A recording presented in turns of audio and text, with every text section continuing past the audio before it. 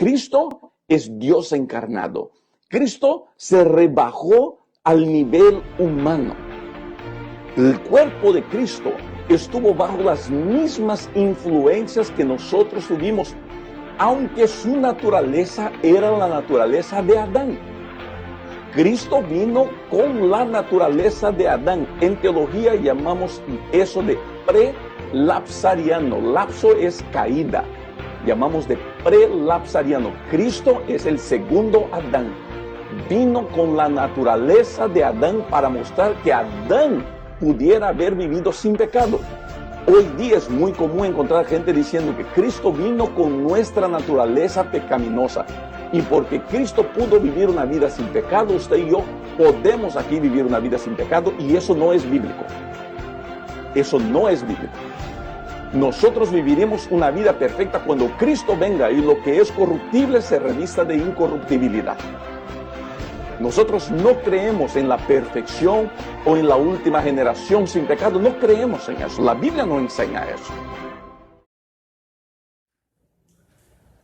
Bien, el siguiente punto es que este hermano dice, se expresa de la siguiente manera: hoy en día es muy común encontrar gente diciendo que Cristo vino con nuestra naturaleza pecaminosa. Hoy día es muy común encontrar gente diciendo que Cristo vino con nuestra naturaleza pecaminosa.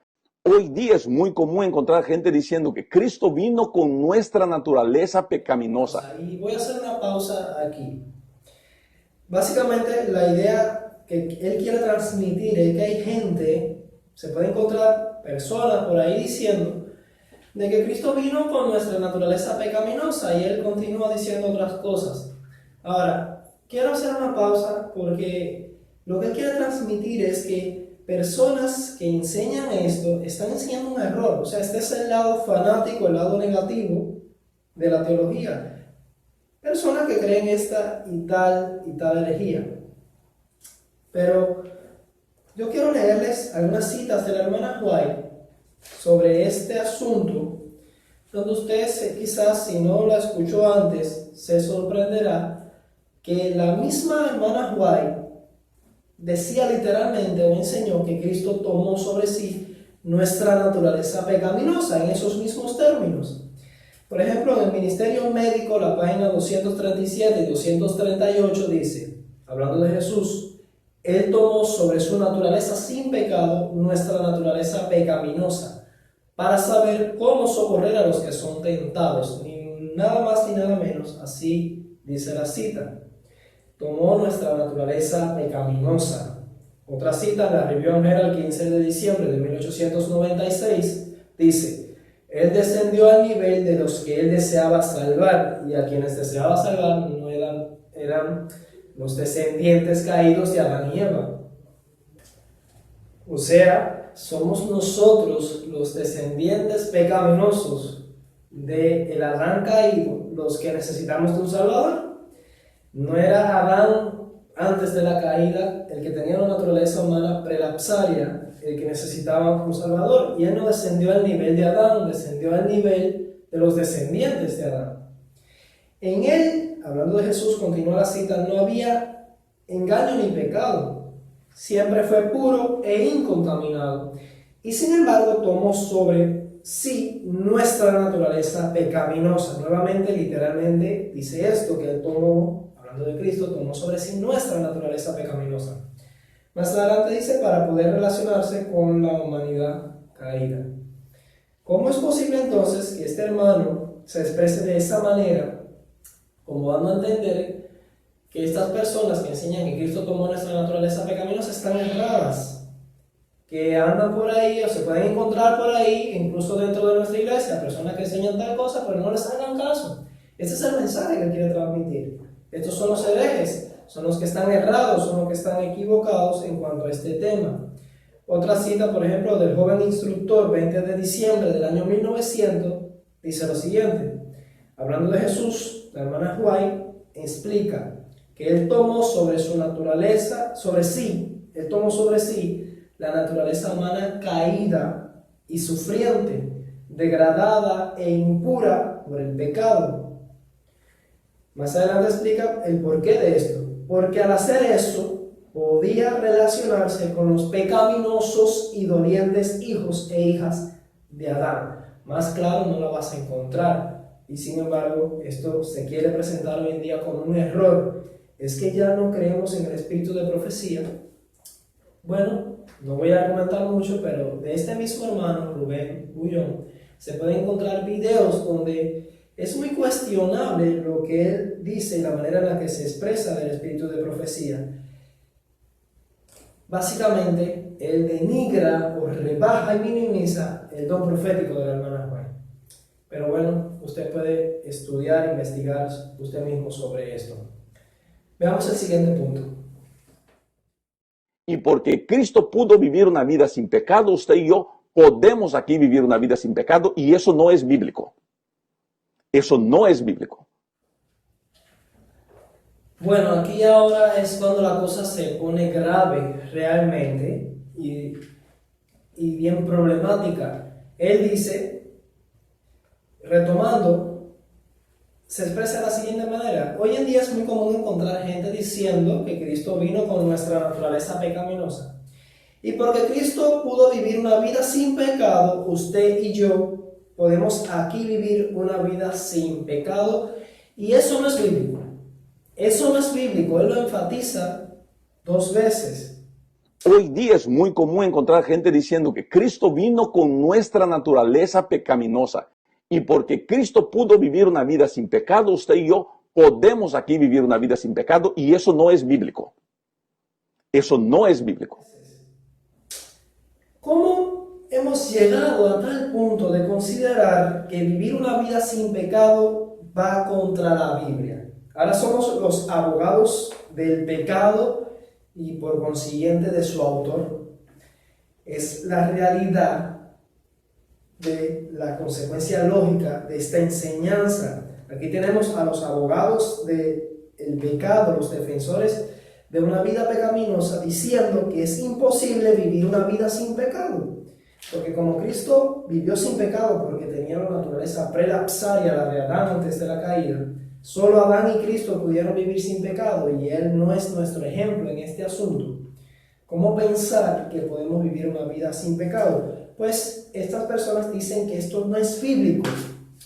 Ahora, en verdad que no es bíblico. No podemos nosotros vivir una vida sin pecado. Si usted ha prestado atención hasta aquí, la respuesta a esto es evidente y es obvia.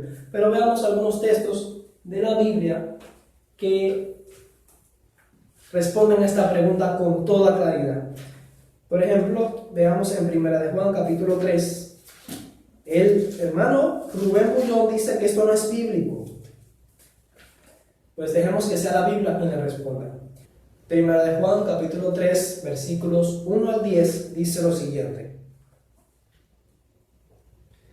Mirad cuál amor nos ha dado el Padre para que seamos llamados hijos de Dios. Por esto el mundo no nos conoce, porque no le conoció a Él.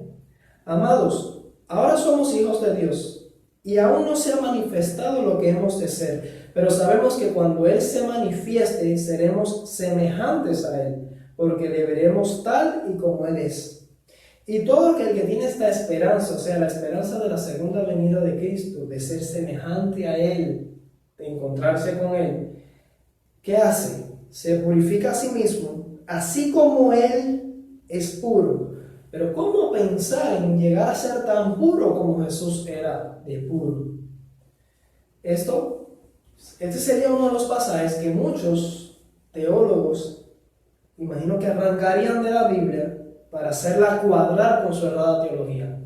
Este hermano desecha la idea de que podamos vivir una vida en pureza y santidad sin pecado como la que Cristo vivió. Él dice que esto no es bíblico, pero aquí se nos abre una puerta a la posibilidad de que podamos purificarnos y llegar a ser puro, así como Jesús era de puro. Claro que esto no es una tarea humana, una tarea que podamos desempeñar con nuestro propio esfuerzo. Está más que claro y demostrado que no podemos hacerlo por nosotros mismos, pero por la gracia y el poder de Dios y de Cristo en nuestra vida sí podemos. Podemos seguir leyendo, dice, todo aquel que comete pecado infringe también la ley, pues el pecado es infracción de la ley. Y sabéis que Él, Jesús, apareció para quitar nuestros pecados. Y no hay pecado en Él. Pero, ¿qué de significativo tiene esto para mí? No hubo pecado en Él porque Él era como Adán. Podría decir alguno, basado en esta errada teología.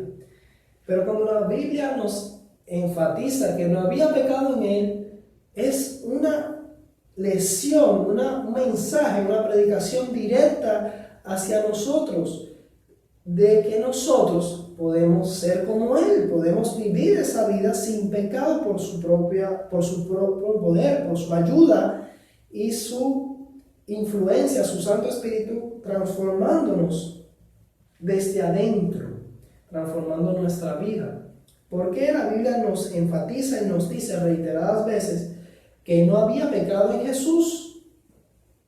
Esto no sería nada para nosotros si Jesús no tuvo pecado, porque claro, él era Jesús, era como Adán. Pero no, eso no es lo que enseña la Biblia. Jesús estuvo en las mismas condiciones, en la misma carne y sangre que tienen los hijos, que tiene la descendencia de Abraham, la misma que tuvo David, quien dijo que en maldad fue formado y en pecado fue concebido. Esa naturaleza caída y pecaminosa que participamos todos los descendientes de Adán, en esa naturaleza Él condenó el pecado en la carne, viviendo en semejanza de carne de pecado. Y ese hecho de que no hubo pecado en Él, entonces resulta ser algo significativo para nosotros, porque nos dio un ejemplo que podemos seguir, que es lo que el hermano Rubén Bullón está rechazando literalmente.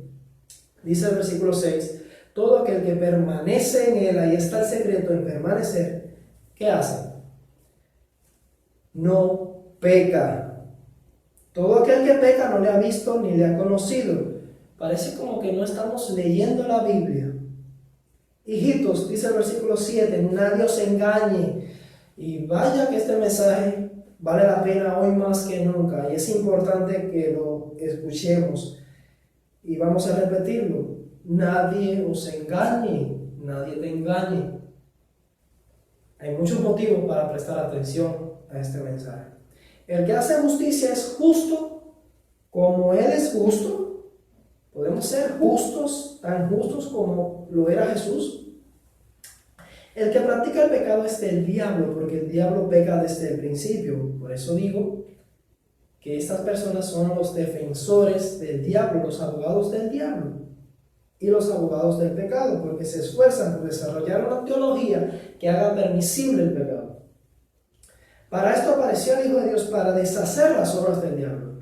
Todo aquel que es nacido de Dios no practica el pecado, porque la simiente de Dios permanece en él y no puede pecar, porque es nacido de Dios. En esto se manifiestan los hijos de Dios y los hijos del diablo. Todo aquel que no hace justicia y que no ama a su hermano no es de Dios. Judas 24 dice, aquí por ejemplo otro texto, que hablando de alguien, aquel, nuestro Dios, nuestro Creador, que es poderoso para guardaros sin caída y presentaros sin mancha delante de Dios con gran alegría. Un pasaje tan claro como este, sin caída, sin mancha, lo que significa que es sin pecado, es posible. Hay muchísimos textos más, pero no quisiera extender este material demasiado largo para que las personas que lo ven, que lo analizan, que estudian después, puedan sentir deseo de poder continuar. No quisiera que este material se hiciera muy tedioso. Algunas personas no tienen costumbre de dedicar muchas horas a escuchar un estudio de esta naturaleza, pero usted puede revisar los siguientes pasajes. Por ejemplo, 2 de Pedro 1, 3 al 11, allí se nos dice que podemos vivir una vida en la que no caeremos jamás. 2 de Corintios 10, 3 al 6, se dice que podemos ser perfectos, nuestra obediencia puede ser perfecta y podemos llevar cautivo a la obediencia de Cristo todos nuestros pensamientos. Y en Apocalipsis, este pasaje sí no lo voy a pasar por alto.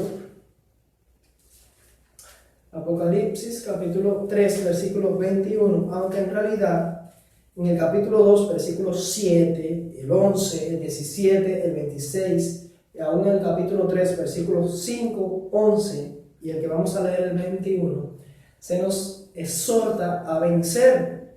¿Pero a vencer cómo? Dice el versículo 21, al que venciere, le daré que se siente conmigo en mi trono, así como yo he vencido y me he sentado con mi Padre en su trono. Ahora, ¿podemos vencer así como Jesús venció? Si hemos de creer en la Biblia, si hemos de aceptar plenamente la palabra de Dios, esta es la verdad. Ahora, hago la pregunta: ¿tomó Jesús una naturaleza pecaminosa? Lo enseña la Biblia. Y porque Jesús tomó una naturaleza pecaminosa y pudo vivir por la ayuda de Dios una vida sin pecado, ¿podemos nosotros también vivir aquí en esta tierra una vida sin pecado? Por supuesto que sí. Eso sí es bíblico. Sí es bíblico. Con todo respeto, mi hermano Rubén Gullón. Veamos el siguiente punto.